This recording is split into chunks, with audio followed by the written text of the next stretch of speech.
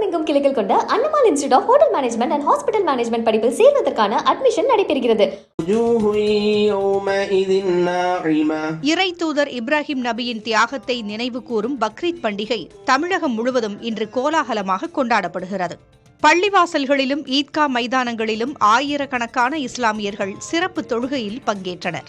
தென்காசி மாவட்டம் புளியங்குடியில் தமுமுக சார்பில் மஸ்ஜிதுர் ரஹ்மான் தவ்ஹீத் பள்ளிவாசல் ஏற்பாடு செய்த சிறப்பு தொழுகையில் சுமார் 2000 பேர் கலந்து கொண்டனர். விருதுநகரில் ஆயிரக்கணக்கான இஸ்லாமியர்கள் கூட்டு தொழுகையில் ஈடுபட்டனர்.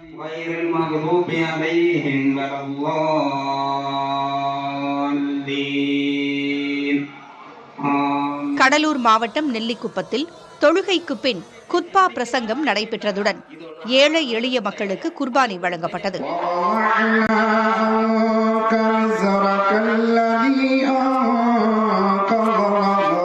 இதேபோல் திருப்பத்தூர் மாவட்டம் வாணியம்பாடி மற்றும் ஆம்பூர் பகுதிகளில் நடைபெற்ற பக்ரீத் சிறப்பு தொழுகைகளில் 50,000த்திற்கும் மேற்பட்ட இஸ்லாமியர்கள் பங்கேற்று ஒருவருக்கொருவர் வாழ்த்துக்களை பரிமாறிக்கொண்டனர்.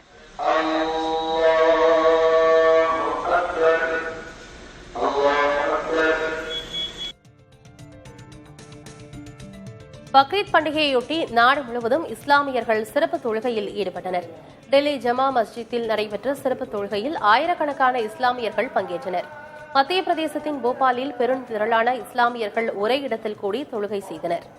புதுச்சேரி கடற்கரையில் நடந்த சிறப்பு தொழுகையிலும் ஏராளமானோர் பங்கேற்றனர். இதேபோன்று திருவனந்தபுரம், மும்பை, ஜம்மு காஷ்மீர், உத்தரப்பிரதேசம் என நாடு முழுவதும் பக்ரீத் சிறப்பு தொழுகை நடைபெற்றது. அதே நேரம் டெல்லி, உத்தரப்பிரதேசம் உள்ளிட்ட இடங்களில் போலீஸ் பாதுகாப்பும் அதிகரிக்கப்பட்டுள்ளது.